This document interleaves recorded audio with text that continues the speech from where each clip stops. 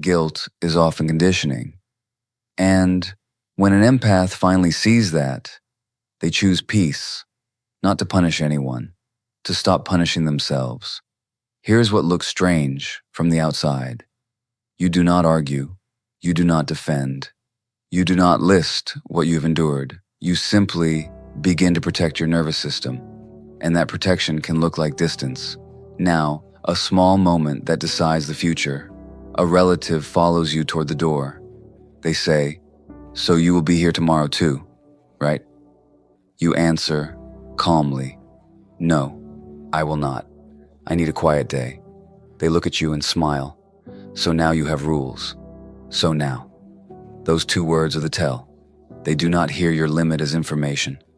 They hear it as defiance. And that is when peace becomes a choice, because you are not choosing against them. You are choosing against the old contract. Many mature empaths have lived inside that contract for decades. Be the bigger person. Keep the peace. Do not make it heavy. Forgive quickly. Do not take it personally. You were trained to absorb discomfort so others could stay comfortable. Then one day your body stops cooperating. You feel drained for days after a visit. You lose sleep after gatherings. You carry comments in your chest for weeks. And you begin to notice a truth that is hard to admit. You feel relief when there is distance. That relief is not cruelty. It is your system leaving alarm mode. Another strange behavior is delayed withdrawal. During the gathering, you can still look kind. You pass the food. You ask about health. You help clean up. But the next morning, you feel heavy. Your neck feels stiff. Your mind replays one sentence. You are too sensitive. You always make it serious. Why are you like this? You realize the pattern is not one moment. It is a climate where your inner world is treated like a nuisance. So you stop offering it. Another strange behavior is fewer words. You stop writing long messages. You stop giving reasons, because reasons become arguments. If you say you are tired, they compete with your tired. If you say you're overwhelmed, they correct your feelings. If you say you need space, they label you ungrateful. So you keep it simple. I cannot. Not this time. You do not defend it. You protect it. Another strange behavior is that you stop fixing the mood. You used to smooth tension with jokes. You used to apologize first, even when you were hurt. You used to translate sharpness into something softer. You were the one who made gatherings possible. Then you noticed the cost. You were always scanning faces, always anticipating needs, always preparing to swallow a comment. Choosing peace means you stop doing that work alone. Some people will call that selfish. They are describing the loss of a service, not the loss of love. Now, many viewers over 45 will recognize this.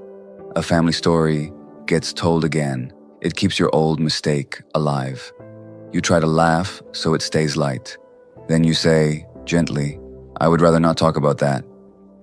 A cousin smirks and says, "Oh, here we go again." Your throat tightens. You stay polite. Then someone adds, "You are too sensitive." That is dismissal. It tells you that tenderness is not welcome. So, you become quieter, not colder, wiser. You can be physically present and emotionally unreachable. You help with practical tasks. You carry groceries. You arrange appointments. You do what is needed, but you do not share your grief. You do not share your dreams. You do not share your private thoughts. Because what is private becomes public later. A calm confession turns into gossip. A vulnerable moment becomes a joke at the next gathering.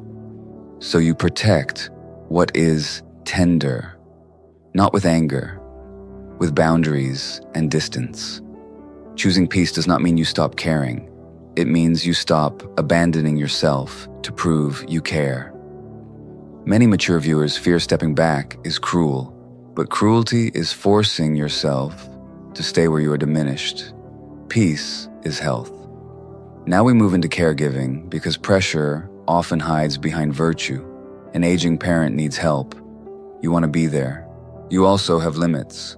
A sibling says, "You are better at handling them." It sounds like praise. It is a handoff. Your pulse speeds up. You hear the old role, trying to lock in again. You answer with clarity, "I can help on Tuesday and Saturday." They reply, "Really? Only that?" This is the moment you choose peace. You do not negotiate against guilt. You keep your voice steady. That is what I can do. If they respect it, connection grows. If they punish it, distance becomes necessary. Another strange behavior is an allergy to pressure that is wrapped in warmth. We miss you. We need you. You are the only one who understands. Then the second layer appears. So you will do it, right? Or, I already told everyone you would. Warmth first, obligation second. Your body recognizes the switch. Your mind wants to say yes to avoid conflict. Then you remember what peace actually is. It is not the absence of conflict. It is the absence of self-betrayal. Another strange behavior is that you stop sharing good news. You finally sleep better. Your health improves. You consider telling family.